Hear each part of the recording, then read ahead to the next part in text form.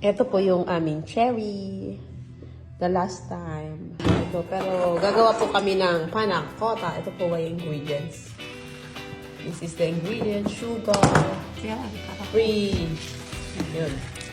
Tapos, gelatin and vanilla cream. Fresh cherries. Then, we remove the bone, the pitted. Then, we try to put 1 tablespoon of sugar with around, I don't know, 30 pieces of cherries or something. Then, we just leave it, no water. Some of it, I already grind it.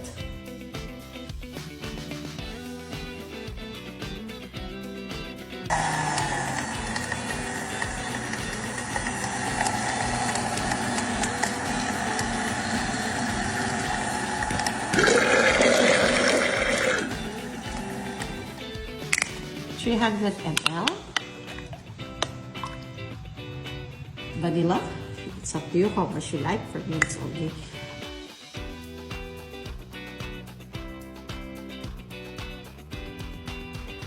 put 1/2 cup of sugar. One thing good with Saladmaster is you just put it to medium heat or low heat. Then put